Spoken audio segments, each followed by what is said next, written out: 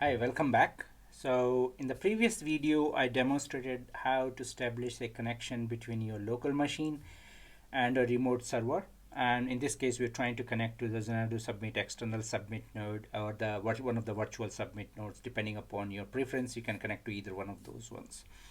So now let's reestablish this connection and look a little bit more in details like what kind of resources are available on our cluster. So first, let's establish the connection. So I'm going to use SSH, my user ID vsync at, and I'm going to say xanadu-submit-ext.cam.uchc.edu, and I hit return. And this time is not good letting me give that message that do you want to go ahead and establish the connection, because I have already established the connection. So it keeps a record of whatever the machines we have previously connected, and we have agreed to establish the connection. Then it thinks, okay, those particular machines are safe. So next time when you're trying to establish connection, it's not going to prompt you again telling you that, okay, you're connecting to some new machine and would you like to go ahead. So that's fine. It prompts me the password. So I'm just going to provide my password. Go ahead, as I'm within the system, again pretty much the same machine. You may not end up seeing this HPC-ext-3. You may end up seeing like bash dollar or something like that. So don't worry about it. As long as you see this dollar sign, that's great. It's okay. But this is why I am seeing this one is because I have configured my system like that. So it displays me the host name where I am on the cluster.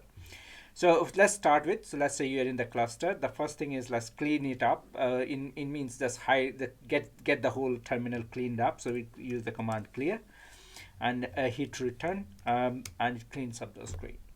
So the first command which I'm going to demonstrate is going to use the command is sinfo, and is what is going to give you is going to give you detailed information, not really detailed but brief information about the different partitions that are on the cluster, and some other details regarding each one of those ones. Now sinfo is a command which is very specific to Slurm. This command will not work if your cluster runs on, let's say, SGE, which is SunGrid engine, or using PBS or the portable batch system Torque as your resource management and job scheduling software.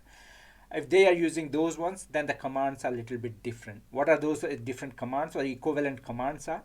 So I will come to that one in one of the cheat sheets there where you can look what is the equivalent command is between sinfo and the command in SGE or portable batch system. For time being, just let's go ahead and look into this one. What details are we looking here at?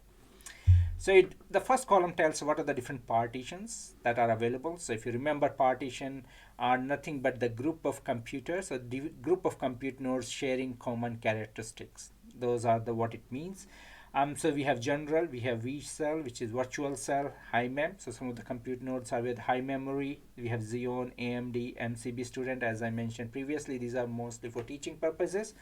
Then we have GPU, basically GPU nodes. And these are listed multiple times. The reason behind that is because the states are different. The states, they could be like drain, could be mix, could be allocated, and could be idle. Idle is basically those machines are not in use in any kind of, there's no job running, there's no analysis going on those particular compute node. All the resources are available there. So how many, so the way to read is there are basically 6 vCell partition nodes that are idle. And in case of the first one, here you can see these 14 nodes that belongs to general partition are of mixed state. Mixed state is generally partly the resources are in use, part of the resources are still available. Allocated essentially means that all those resources are being used up. You cannot submit a new job to this particular one. So these are the different states, and draining is particularly done by the system admin, so it would like to do some sort of a maintenance on those particular cluster. So the system admin prevents anybody else to submit a new job but waits on the existing jobs to finish off. So that's sort of like draining off. So those are the states, those are out there. Now this is a really brief information. So we don't have any information with respect to like how many CPUs are there in each of these compute nodes and how many basically what's the memory is on, what's the maximum memory I can request in any of these compute or in any of the compute nodes or in any of the nodes belong to this particular partition. The nodes belong to each of these partitions are labeled as Xanadu dash number. The number is the name of that particular specific compute node. So Xanadu 39 is a compute node that belongs to general partition. And similarly, Xanadu 55 and 56 belongs to the partition CRBM. Okay, so we can modify the asinfo output. So by most of the Linux commands have a default display mode, or basically there's a default setting in which the output is displayed, but we can customize it, we can change it. So let's, in order to look a little bit more detailed about any of the commands, how we can change the output, uh, we can look into the help file. The command to look into help file is man, which is sort of thinking about manual. So manual man, and the command you would like to look the help file for. So man space asinfo. So it's going to give you the detailed information about like what are the different options you have to change the display, the default display of any given command. Now these dash a or dash dash all, these are in Linux terms referred as flags. So if you add any kind of a flag, the display properties or the default display settings of a particular command changes. In this particular, there are multiple ones out there. I'm not going to go through all of them. I'm going to just two key ones, dash dash L or dash dash long, which prints out a more detailed information about each compute node. Now, why there is a dash L and there is a dash dash long? So this is called short version of the flag. This is called the long version of the flag. You can use either one of those. That's perfectly fine. You can, if whichever is more comfort, whichever version you are more comfortable with, you can use that one. So I'm going to use dash L, and then I'm going to use dash, and that's basically going to give me detailed information node wise, every specific node. And one more flag, let's say I want to look for is dash P. So let me go to that one. So this is dash P will let me give information about a very specific partition rather than looking through all the 85 compute nodes. If I'm only interested into compute nodes of belonging to high mem partition, I don't want to see information about other ones. So I can specify which partitions information I'm really interested in looking at.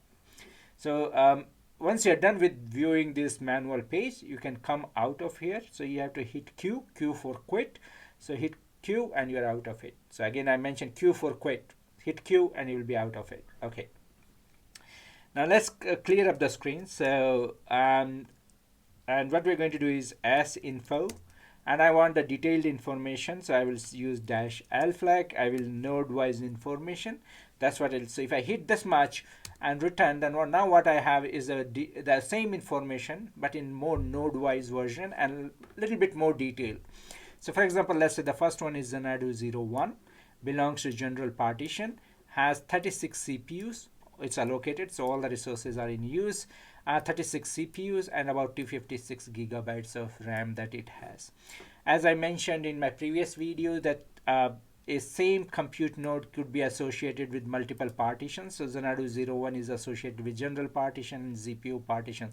So you can access this compute node either by specifying partition as ZPU or specifying the partition as general.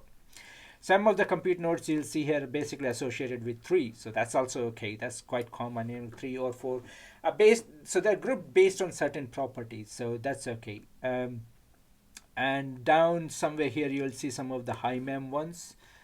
Here, these are the high mem nodes, so you can look. Those has basically 64 CPUs and 512 gigabytes of RAM. So let's clear this one up. Control. So I'm going to hit clear. Type clear and hit return. Now I'm going to go back to the same command asinfo dash n dash l, asinfo dash n dash l. This time I'm going to I don't want information about all the compute nodes. I'm only interested into looking into high mem partition. So the flag was dash p, if you remember, and it says high mem. And what else is going to only display the information about the high mem compute nodes. So these are the compute nodes that belongs to high mem partition. What their states, there's a mixed states, and what's the amount of memory on those, and what the number of CPUs they have. We can run it again, and basically this time can go. So if you use your up and down key, what you can go is you go through your history of your command, so you can see what all previous commands you have used. So rather than typing the whole command again, you can just go go your arrow key up, go back to your previous command, modify the way you would like to modify. So I'm just going to change it to, let's say, I would like to see the details of, I'm in a teaching purpose, so I look into the MCB student partition. And now what I see is only the information about compute nodes that belong to the MCB student. And that is mixed states, 40 CPUs, and about 380 odd gigabytes of RAM is on those particular compute nodes. So this is some of the detailed information about how you can get some information about what resources that are available on your compute or on your cluster. And sometimes it may be possible, it may not sometimes, I think most of the times all the users don't have access to all the partitions. So if you sometimes if you like to submit a job specific to one particular partition, you may get a message, error message, telling you that you possibly that partition is wrong or you cannot get access to. That essentially is not everyone, not everyone has access to all the partitions. um, that's not true for most of the cluster. I'm saying, what I'm trying to say is, it may be the case that the cluster you have access to, you may not have access to all the partitions. So you have to get in touch with your system admin and letting them know that, okay, you would like to access that particular partition. They can add your user ID to access to that, or provide access to that particular partition, and you can use the resources on those particular compute nodes. Now, based on, so you can see there's most of the memory in these compute nodes range from 256 gigabytes to as high as 2 terabytes. So we haven't seen the two. So if you go back and try -p high mem 2, so that's a different version of high mem. So you see these are like 1 terabyte node, and this is a 2 terabyte node. So these compute nodes with Xanadu 05 to Xanadu 75, Xanadu 07, Xanadu 75, Xanadu all dash whatever the number is, those are the most powerful machines. The main computational resources are located on those compute nodes, whereas the resources most of the times on your submit node are very limited. So that's why anytime you go into a cluster, most of the times you will see a message coming from your system admin trying to basically advise users to not run jobs on submit nodes, because they're not meant to do that. The main powerhouse or the main resources are on the compute node, so users should be using compute node. So right now I am on external submit node, but let's say if I want to use the resources on the compute node, how can I do it? So that's basically is the I will discuss in the next video. There are two different modes. One mode is interactive sessions, and another is by submitting batch jobs. And we'll look into both of those ones in detail. So for now, this is how you can get certain information about your cluster.